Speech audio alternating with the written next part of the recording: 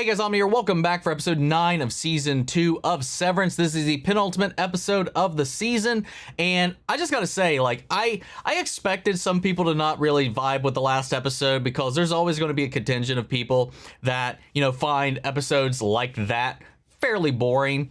But like the amount of like vitriol I saw for last week's episode for such a beloved show honestly caught me off guard. Like, I saw a multitude of people just being like, the show's lost its plot. The show doesn't make any sense more. What did the hell was this episode? I saw one that completely leveled me. It was something along the lines of what started off as a simple science fiction show about what is our sense of self and grief and all this is now turned into a show about capitalism and cults. But those have been there since at least episode 2 of last season. I just can't wrap my head around that one. I've seen some crazy takes when it comes to last episode, and it's not my favorite episode, but as far as what it means and the impact it has on the overall story, I thought it was fascinating on that front, because rewatching season 1, all these revelations about Cobell really make a lot of her actions in season 1 make so much more sense. I know these last 2 episodes did kind of throw off like the format that we've gotten used to by being very hyper focused on characters we honestly haven't really spent a lot of time with, the last episode of which is spending 100% of its time with Cobell. You know, at least in episode 7, you know, we got to touch in with Mark and as we bookend these flashbacks and checking in and getting to know Gemma finally. And then this last episode, we took a break from all of that. And I saw this idea that maybe this could have been trickled in as a B plot throughout while we're still following Mark, Helly, and the group and all of that. I'm not sure last episode how that could have effectively been done with what they were trying to do there, but it's definitely possible, and I understand that criticism. I'm excited to see where it goes. I've liked all these episodes, while the last episode's not my favorite, because, you know, even when you're ranking something, even if it's not bad, something has to be at the bottom. It might be my least favorite episode of the show, but it just shines a light on a lot of these little breadcrumbs that we've had dripped and dropped all throughout the first 2 seasons so far. So I'm excited to see where that goes, especially with the way we ended the episode. So with that all said, let's get ready to hop in. If you want to see the full reaction, as always, you can check it out over on Patreon, or if you become a member of the channel, get you access as well. It is a watch along format, so you will need your own footage to sync up the time codes for actually the entire episode. Over there, you get the same thing for all the other shows and movies that we cover on the channel. You also get a suggestion and vote on what movies to react to each month. This is a great way to support the channel, help us do the things we do over here. But at the end of the day, I really appreciate it. Enjoy this reaction. Please leave a like, drop a comment, subscribe if you're not already, because it really helps these videos out. With that all said and out of the way, let's go ahead and hop into episode 9, The After Hours. Here we go.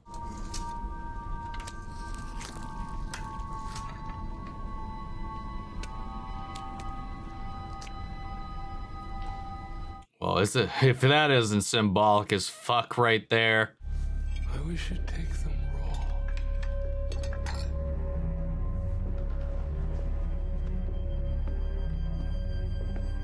What the fuck?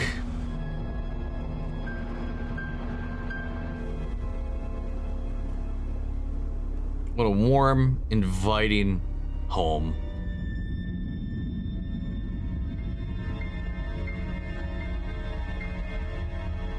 They're actually aliens. Sorry, that water tower made me think of a UFO.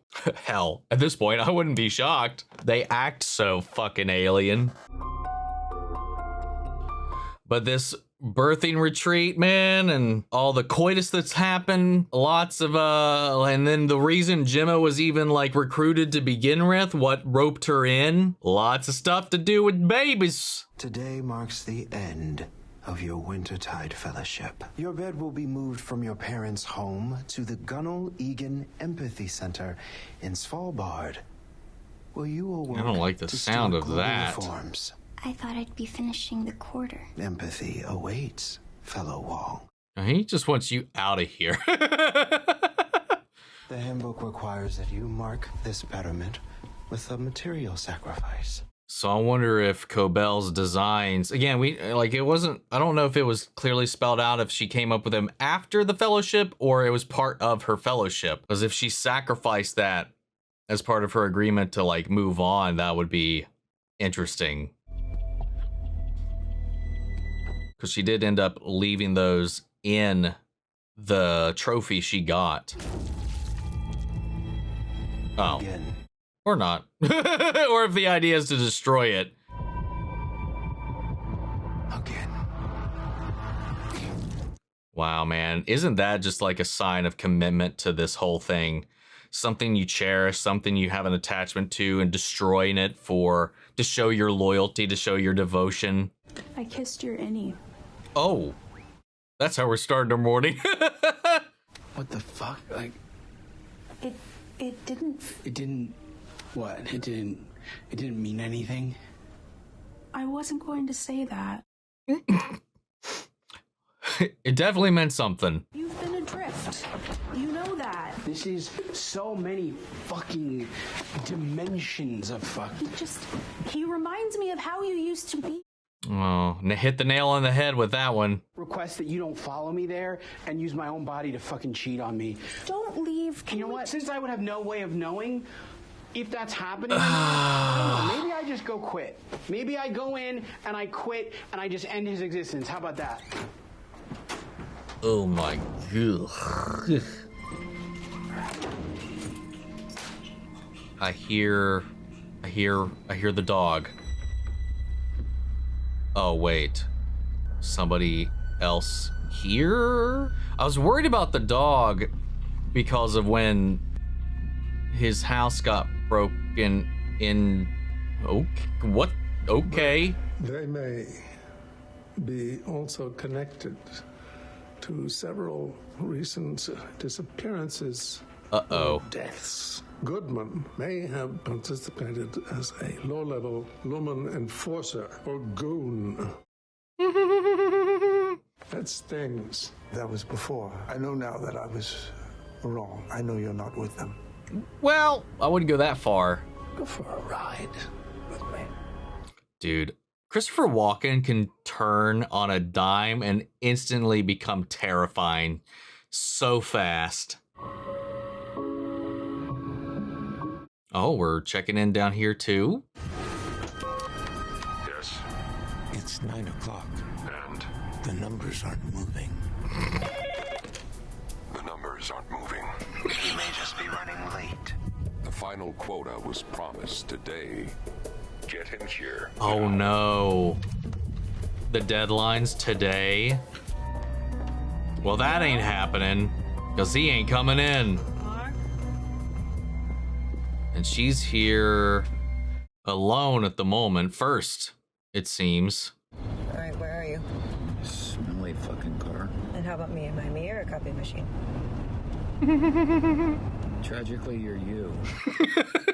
It was a mistake. I'm sorry, the wind was whistling over the hole in the back of your skull, so I didn't quite get that. Did you just call my plan a fucking mistake? I love these two together, man. I mean, what if it's a trap? Maybe it is. I don't know. Maybe it's not. But we fucking need her.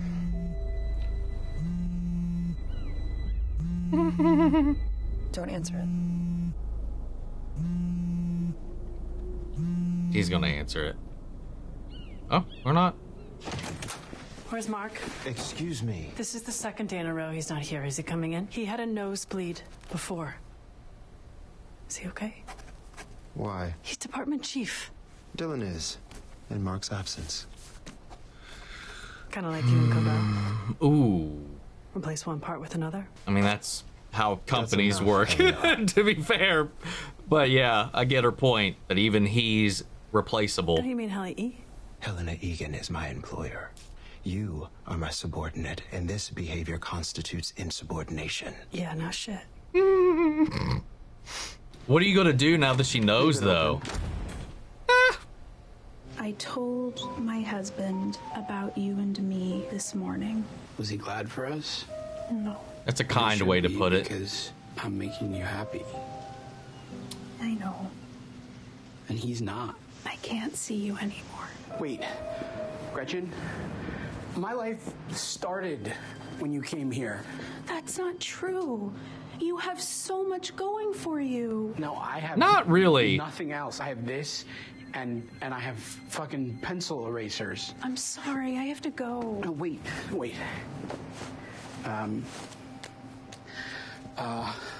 Gretchen G. Oh my God. I love you. I made this for you. I can give you a life, please. God, this is so, I don't know, man. It's so complicated. I'm so sorry. Gretchen. This breaks my heart, dude.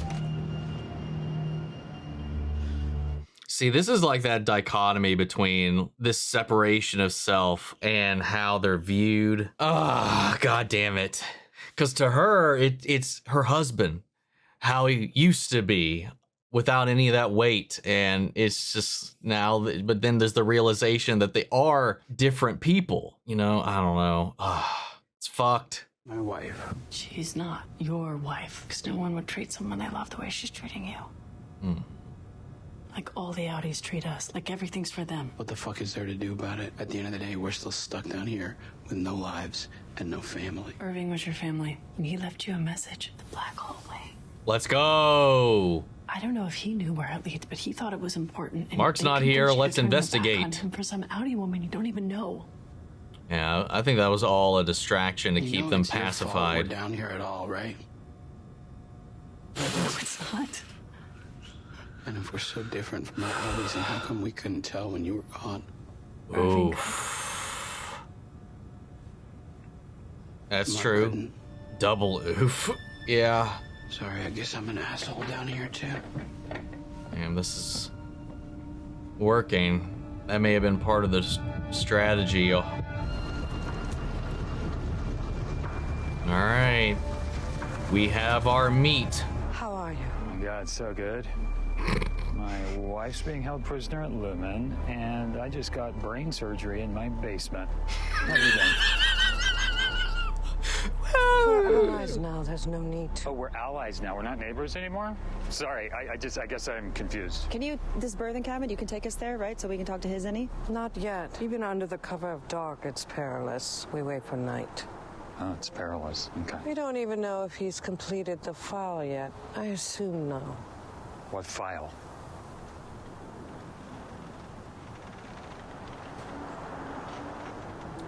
Show of faith. Cold Harbor. And if you've completed it, well, Well, what? she's already dead. She better be fucking alive. Well, you still got 4%. So is that physically or mentally, or we don't know what this is going to do for her? Like she's just a guinea pig, or if something, it gets done to her at the end of it all. Tell him you're unwell and won't be coming in today. If he smells chicanery, he'll lock you out of the building. How about fuck off? Wait. How about that? No. Hold on, stop. Don't No. go anywhere. No Don't, fucking Mark, way. Wait, listen to me. I can't. We can't Mark, do it. There is literally no other option than to do what the fuck she says right now for Gemma. I hope we eventually Kingdom Hearts this shit and we can have all of the innies and outies be living simultaneously in their own bodies by the end of it all.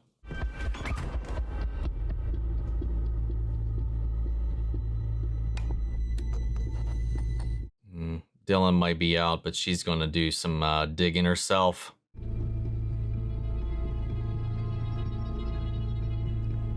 Fuck this place. Oh no.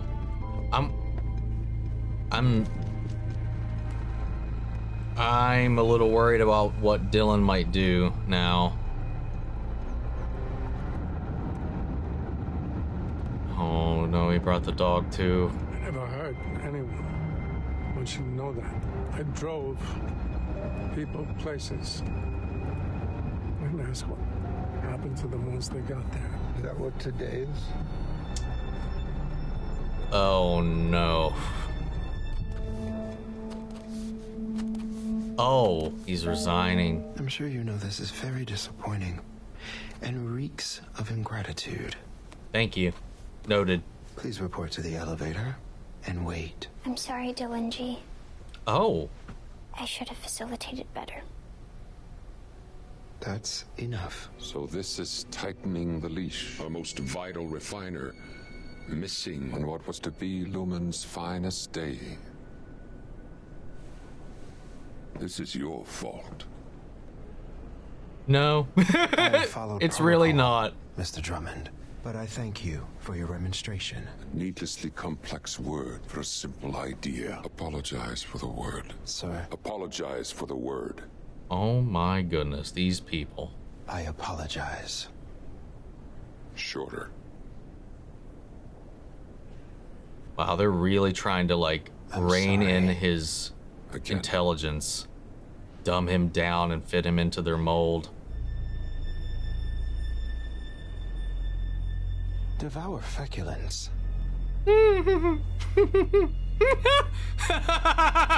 He told you to eat shit.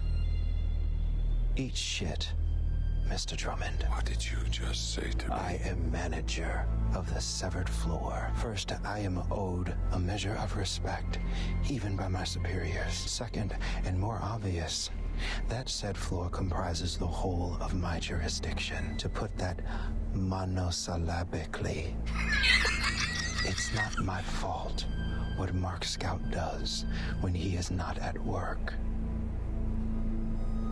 It's yours. Yep. Let's go.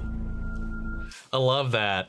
Purposefully making the words longer. Let's fucking go. Aw, I like that. I like saying that for some reason, you know? He's still Lumen, but seeing him like talk to the uppers like that feels good. They lose him. I mean, they lost Cobell. Like, they pushed her out, pushed him out.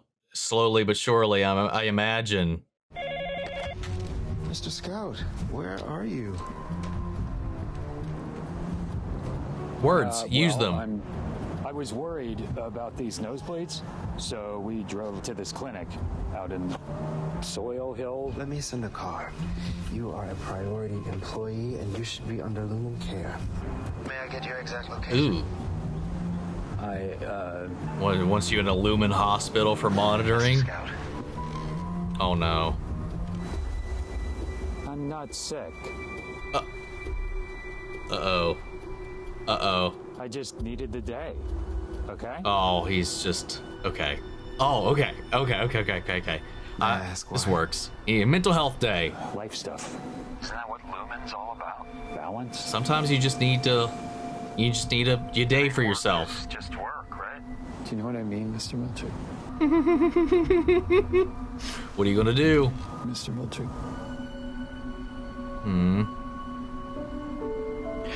I have your word. You report to work tomorrow? Look at that, like, concern and... You do, yeah. Because I think he wants to be good to them, but good to the business. And he's, like, quite torn, hence him standing up for himself. He's tired of them belittling him and all these other things and not appreciating the effort he's put in and putting things on him that are outside his control. It's just like he's been quaking the whole season. And I find it very interesting that he's got that iceberg photo in his office. I hadn't noticed that before, as if what we know about him and everything else, and like, hell, the show itself and many things within it, it's merely just the tip.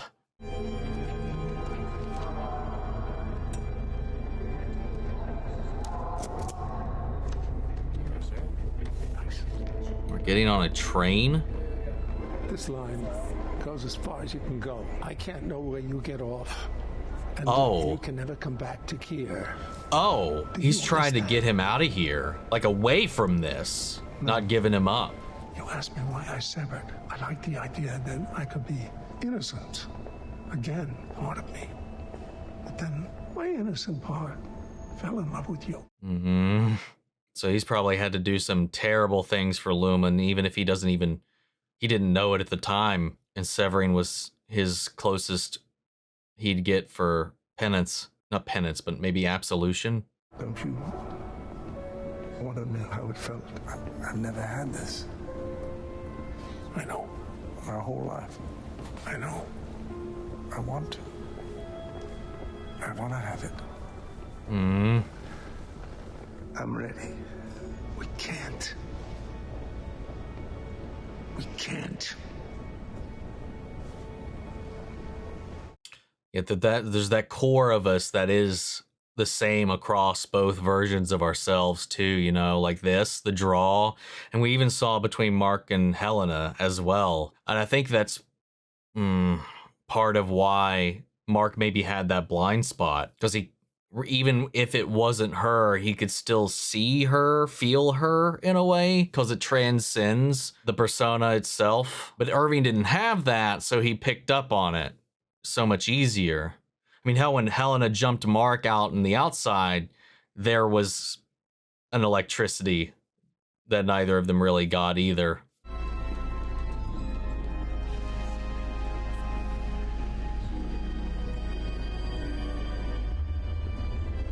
There's no way he actually leaves.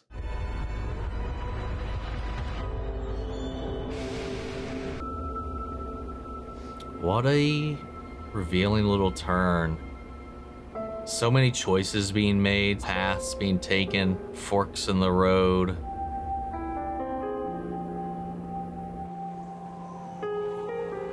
Everybody's waiting for their pickup.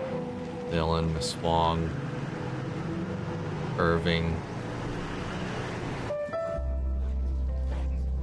Shit, okay, he got on the train. I know he was walking out to the platform, he went that direction, but I wasn't sure he'd actually get on. But will he actually remain on is the question. Damn.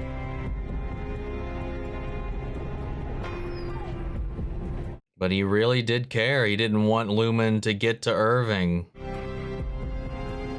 Oh. Oh God, I did not like that framing. If his resignation's accepted, as it seems to be, it is him putting his head to the chopping block.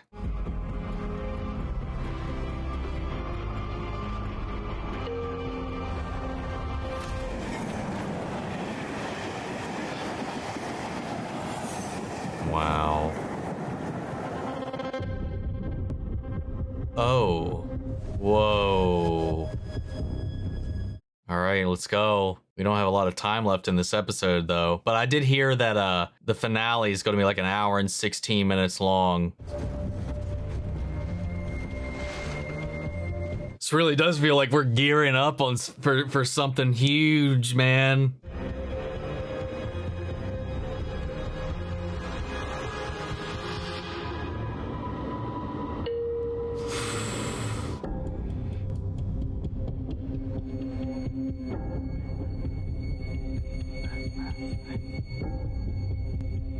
She trying to memorize it?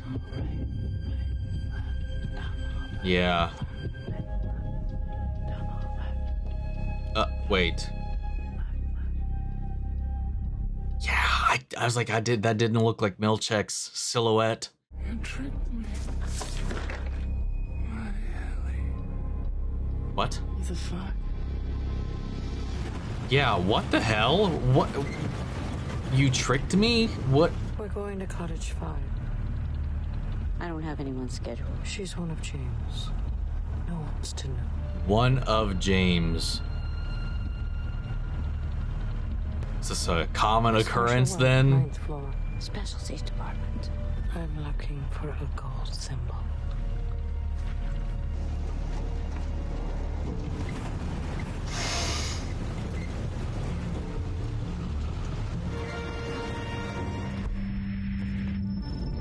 Oh, whoa. Damn. Hey, Mark. What? You're okay. You're fine. No. If you walk out that door, he's just gonna come right back in again. What is this? It's gonna be okay. Where am I? She has something to talk. Oof. That's a haunting sight right there. It's gotta be, especially for him. For a second, I thought she was gonna have a desk set up and it was gonna be just like he was being walked to her office before. Do you remember the last thing that you said to me? She's alive. Dude. Let's go. Man, the whole like back quarter of this was just like this thrilling ramp up, like the swell, the getting ready for this next big fucking thing. And I loved it, like the music, the tension, the long, slow draws of every scene, of every character heading down their path, because everybody is at like a crossroads, like so many people are, and there's a path currently set before them, and it's about who's going to be taking that path. Are they going? What? I don't know. And what happens after the fact? Where does this go from this point for some of these characters? Like, considering what happened, you know, Dylan had this life dangled in front of him, you know, with his Audie's wife, and this distinction between the two. You know, this, as Helly said, is like, that's not your wife. And I know in a way that's her talking to herself as well, because of the feelings that her and Mark share. But then there's Audie, Mark, and Gemma, because all of this is about that as well. I mean, that's what started this entire thing. That's what even brought him to Lumen, you know, was her loss. This revelation too, now that we have Cobell working with them as well, she's opening up, she's sharing information while still being a little tight-lipped on certain things, because she needs to kind of gauge out where we're at the moment. All this could be for nothing if they've completed the file, if they've finished Cold Harbor, the final room for Gemma, because she says if that's done, she's already dead. Now, I don't know if she means that literally or figuratively. We don't really know what the end goal for her is going to be. Like, she could very well could just be a guinea pig for all of this and is never meant to ever leave. Or when she does leave, when it is completed, her essence, her being is going to be completely overwritten by whatever personality they've designed or cultivated. I did read one theory positing that this study of Gemma and her personality is what has resulted in Helly's existence. Like, she's the product of all of this experimentation, rather than being a traditional severed any Audi situation that Helena has kind of been used as this kind of avatar for what they're wanting, as far as, you know, producing this cure air or resurrection or whatever you want to call it. That's part of why Mark has this draw to her, is because what makes her has been extracted from Gemma's data. So then she'll be cast out, you know, the Gemma we know, and then Helly would be put in her place. That would be fucked up. That would be wild. I don't know if I necessarily subscribe to that at all, but there's definitely seeds of that in this, and that would kind of solve some of the problems surrounding a lot of the conversation pieces that are at play within the show. That came to mind again while I was thinking about this episode, because of the scene with her and her father, and then him showing back up on the inside as well, and then also what will befall Gemma once this project is completed. You know, this design and cultivation, and maybe even studying or manufacturing of specific desired personality types. We don't really know. She's still down there, and she's only 4% away on this final file. So not a lot of time left. That's, again, we've crossed the deadline. It was supposed to be done today, and Mark was not in. So that's causing so much tension within Lumen that is, you know, trickling down, as you know, when you get to these deadlines, upper management who just don't do shit with the day-to-day on everything will come down like, yeah, this is your fault, you're fucking up, blah blah blah, for all these things that are completely outside of their control. Even at that point, I've been Milchek, man. We can't make people come to work. There's limits to what we can do. As much as he's been trying to, like, you know, after he got his review, like, bury a lot of what made him him, his uniqueness, the things that made him stand out here and enjoy being here, like the things that he took pride in, like his intelligence, like his vocabulary, his warmth to the innies and all this kind of stuff. And as this has continued to kind of go out of control, and he's tried to like rein it in, there's limits to what he can do. And when it came down to it, and they're putting this all on his shoulders, unreasonably so, I like that he actually stood up for himself, especially after getting that feedback that he uses too many big words. And the guy was trying to punish him by making him say, I'm sorry, shorter and shorter and shorter, until he just said, fuck you, and then started going the other direction and standing up for himself. Because at the end of the day, they need him. he can be replaced, but right now finding somebody to fit that position might be a little difficult.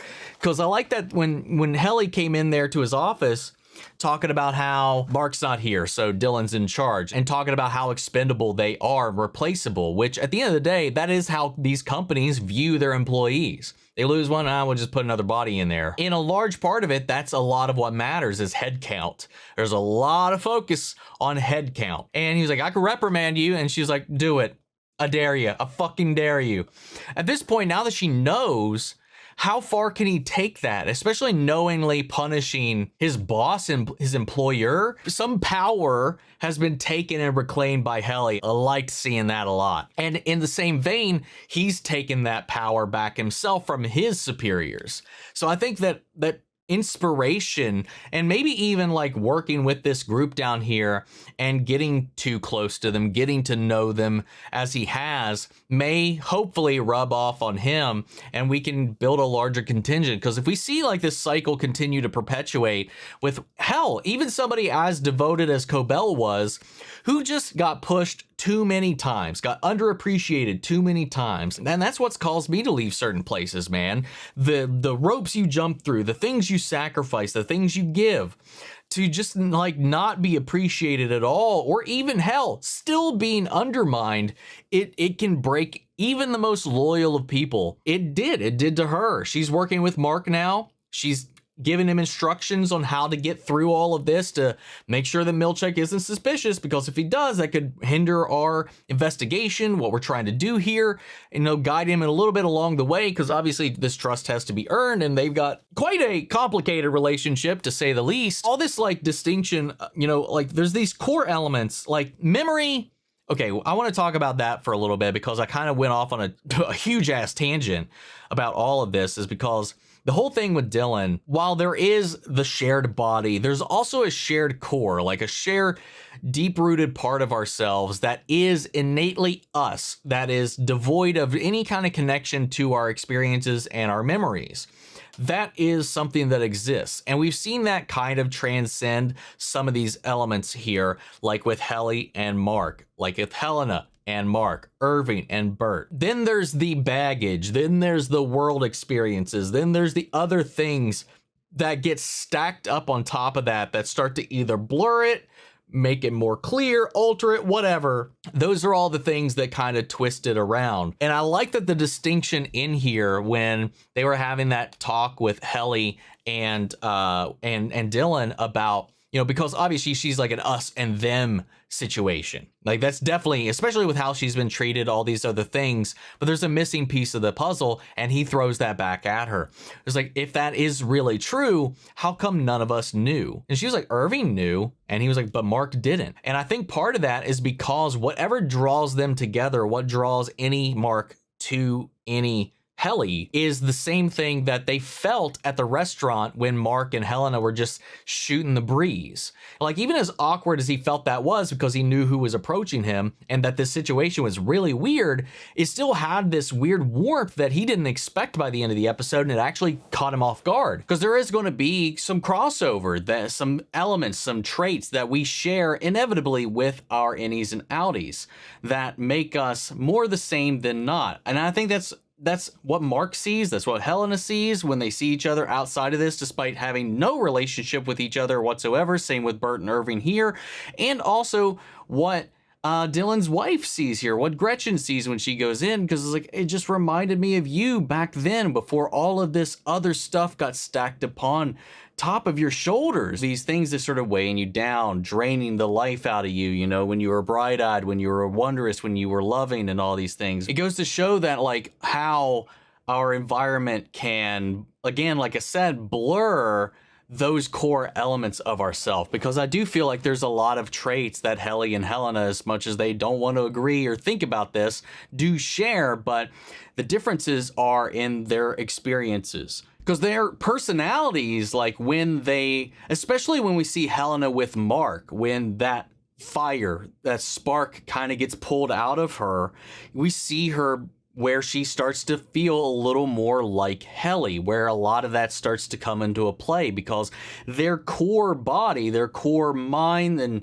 their personality is inevitably going to be the same, but the differences and the reactionary elements are going to come out of the environments that they were raised in, you know, and also why she feels so cold, distant, and all these things, because that's hell, with as much as she belittles the innies and all these things and thinks they're not people, like we saw before, Helly's weirdly living a more loved and fulfilled life. She's found love, she's got friends, she's got a family, she exudes warmth and receives it as well from those around her. Meanwhile, Helena is out here physically with her father, but emotionally he's miles away. And the way that he talks down to her and all these other things, you know, it's just, that's where they start to divide, and that's where it starts to blur the lines of where we're diverging on being two different people. They're like a big old Venn diagram, man. They're going to have a lot of differences, but there is also a large amount of crossover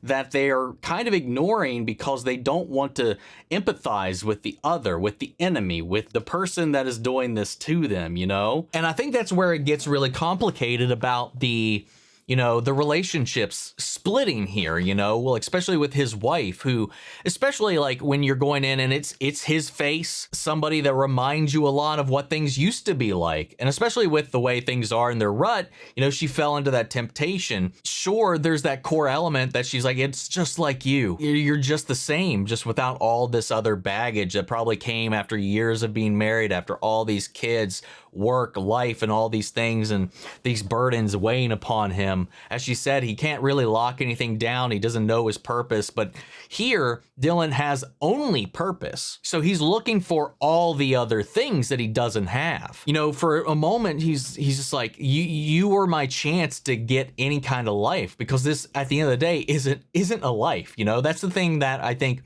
she's wrestling with here, because a lot of the propaganda and the narrative out there, it's just him, but without the baggage. And then it goes into that, like when she gives into these feelings, where now that she's kind of reconciling with that she realizes the line she kind of crossed here, or, you know, because as much as we are very similar at our core, I do think that the memory aspect of it, the experience aspect of it, does, like in this episode, take us down a different path. And thus, in my mind, would create different people. So I would say that as much as there are similarities, there are things that are constant, there are things that are rooted between both versions, everything else does deviate enough to make a wholly different person. Which makes me wonder how, when reintegrated fully, what that's going to be like for Mark, because it's almost going to be like a third persona, as it's going to be this amalgamation of both in the same body at the same time. And with DID and stuff like that, there's a lot of similar elements here that they're kind of playing around with, because it's a very similar idea with reintegration on that level. I'm just really curious how the show's going to handle it. And especially with Dylan now having tasted that. And I don't know if maybe Milchek had good intentions when he installed this family wing, but wanted Dylan to have that because out of all of them, he's the only one with a family. Or it was a diversionary tactic, because at the end of the day, it did end up impeding everything, and they lost another refiner because of it, because he got a taste of that outside world. And now that she's had to cut this off because she realizes how outside Dylan feels about it, what she did and what she's doing and how she's using him, now that he's lost that connection because she's disconnected, but that's also all he knows. And in this infantile way, his first time, a lot of the times you get these strong, deeply rooted feelings, because we talked about how they're almost kind of adolescents, because they don't really know the world and they're discovering themselves, the world, and all these other things all at the same time. It's like they've had their lives reset. There's always this idea that you'll always catch feelings for your first time, and he got really connected with her over this way. There's already that innate connection that there's something that brings you together that supersedes you in this situation, like the fact that on the outside you're married. So there is that sense of connection already kind of built in, like we're kind of together already, so let's kind of explore that. And then he got that taste, that feeling, that warmth he's never had in his life. So it's almost overwhelming.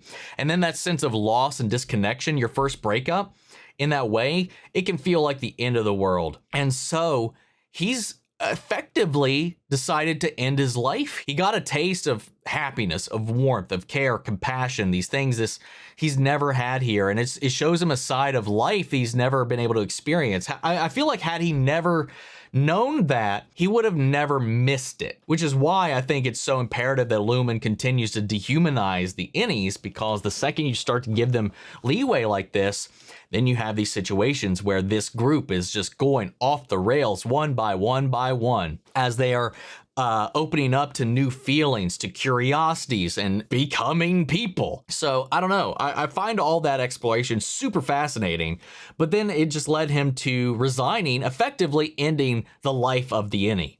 You know, him entering the elevator and going up, presumably for the final time, but I can't imagine that he's leaving the show, just like Irving getting on the train as Bert. You know, despite whatever sins he's committed in the past, we learned he was a driver for Luna. He probably is the person that drove Gemma to where she was. He probably picked her up. He probably did that to a number of people, as he said. He never asked where they were going or what happened to them. He knows what happens. He knows what they're doing isn't the best. So he tried to absolve himself by, as he said at the dinner table, creating a version of him that was without knowledge of that sin, in the hopes that maybe that version could find happiness or peace or resolution. Though he still feels guilt for all of that, and there is still that connection with Bert, he tries to get him out of there because he knows the more they stay in each other's vicinity, the more danger Irving's going to be in. Because as we know, because we got to see that, because at the little dinner party that they were having, you know, his home was broken into, and Lumen knows he's investigating them. Also, Bert knows that he's investigating him, and he came in, you know, and he was probably even aware of what that dinner date was being used to do. But because of this connection that they have, he felt the need to protect him and get him out of there. He gets him on that train. He's like, go. I can't know where you're at. I can't know anything. Just go and get off somewhere. And he got on the train. But again, just like with Dylan, I can't imagine what the show would be like if they're just gone. Who knows? Maybe they activate the OT thing and their innies activate outside with whatever happens in the next episode, forcibly confusing them outright, given where they're going to be at the moment. And then also with like Milchek also kind of, you know, graduating Miss Wong, and this idea of just having to like sacrifice and destroy something personal to yourself as this sign of contribution and ascension and devotion to your overlords, that you're willing to sacrifice for that. And that's what he had been doing, especially after that review. You know, he'd been sacrificing himself to try to mold himself into what the company wants him to be. And then he stood up for himself at the end. But, you know, she wanted to stay. She even apologized. And I don't know if that was out of like actual concern for Dylan, because she actually chastised Milchek about his warmth towards the innies in a previous episode, or that was about her, because maybe she feels like she's being graduated early as punishment, and maybe that's purely what that is. But there was also that pain when she destroyed the toy. It's this destruction of innocence and this way that they break you down to make you as loyal as possible to their cause. And that her bed will be relocated from her parents to a place that Lumen has designated, like literally severing her from her previous life, which is the story we got last episode with Cobell, because we got to see and hear her side of it, and also the kind of like devotion but also lamentation that comes with that as well, because at the end of the day she was trying to strive for this idea of herself that was put in front of her, the success of it, the glory, because that's what she's been raised to believe, being lifted off of the lines at this factory and given a chance at something better, that she should praise Kier, she should praise Lumen for all of these things. But then she's being taken away from her family, taken away from her town, denied access to her mother while she's on her deathbed. You know, she was never allowed to go back and see her. You know, it's almost likened to like abusive relationships. Like an abuser, especially one that wants to manipulate their victim, will isolate them from their support structure, will take, and hell, her mother was anti-Lumen, as we learned as well. The aunt was really on board with it all in a lot of the town, but her mother was not. And these people, they will segment you from your support structure so that you can only rely upon them almost manipulating you into making them your entire support structure. And then that way they have full control over every aspect of your life. That can even trickle down too, because if you've ever been inside of like a corporate building, a corporate meeting or anything like that, especially, you know, when they're talking with themselves, is a completely different conversation when they're trying to talk to the employees, the language that they use, the languages that they choose. Like, it's so out of touch. I love the way they also kind of represented that when you're going up the ladder, like when we get this little glimpse of management at the end of the day on certain levels, you know, the detachment from the work itself. Like when you're dealing with spreadsheets, goals, deadlines, and stuff like that, just the little line from them, why aren't the numbers moving? And then the guy's like, hey, why aren't the numbers move? You know? That's sometimes the ridiculous nature of the managerial process, these corporate ladders and stuff like that, and how far removed they are from the day to day, where Milchek is there seeing it on the front lines and trying to make things livable, trying to make things workable for these innies. You know, he's tried to humanize them in the way that the people he reports to do not. And God, I've been Milchek before. It's so fucking frustrating having to justify all this other stuff that at the end of the day, any rational human being should be able to understand and empathize with. It's absurd, it's disgusting, and in its own way, it's its own predatory abuse relationship that is cultivated with the employees themselves. Because at the end of the day, like, why wouldn't you combine all these elements into a corporation? Because then you have these workers that worship the company as this kind of religion, or these people that only know the corporate life and then eat, breathe, like when we first met Irving, who lived and breathed by the Lumen handbook and all that, you know?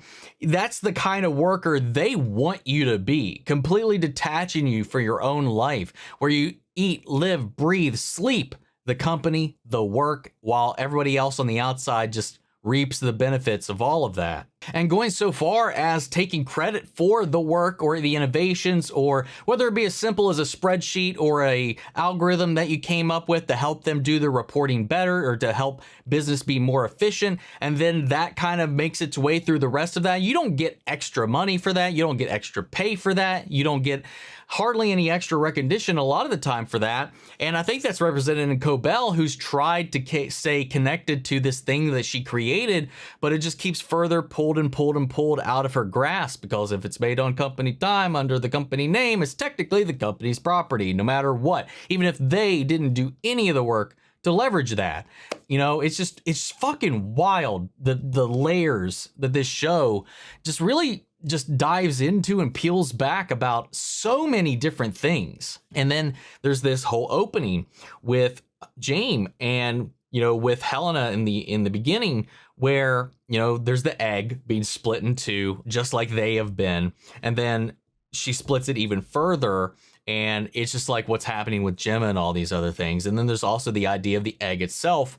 You know, Mark and her have done shit, so there's the whole baby thing going on. So what if she's also pregnant? That's what that's continuing to allude to, along other things that we just haven't got to that yet. And then why is James here chastising Helly? It's like, you tricked me. What the fuck was that about? That threw me for a loop. And now we end off with us finally at the birthing cabins with Devon, as Any Mark wakes up here and is about to have a sit down with Miss Cobell, probably confused as all hell, as he should be. And yeah. I'm excited to see where this goes, man. I'm excited. I can't wait. I'm just so sad for the season to be at its end next week, but still, the show's so good, and we know they're already working on season 3, so we're going to have a lot more of it on the horizon. Hopefully not as long between seasons 1 and 2 that we have to wait for season 3, but we'll have to wait and see. But guys, I want to know what you thought. How do you feel about this episode? Sound off the comments. Let me know your thoughts down below. We'll carry on the conversation after the video. Hope you enjoyed the reaction. If it did, leave a like, drop a comment, subscribe if you're not already. Remember, if you want to see the full length reaction, as always, you can check it out over on Patreon, or become a member of the channel, get you access as well. And speaking of before you go, I want to shout out our channel legends: Manny Sherritt, York Scott, Rob Guionu, Jeffrey L, Jake Cottrell, Eric Official, Casey Wood, Russell Crockett, and Watchtower. Thank you guys so much for continued support. But that's it for this video, guys. So I'll see you all in the next one. Take care, everybody.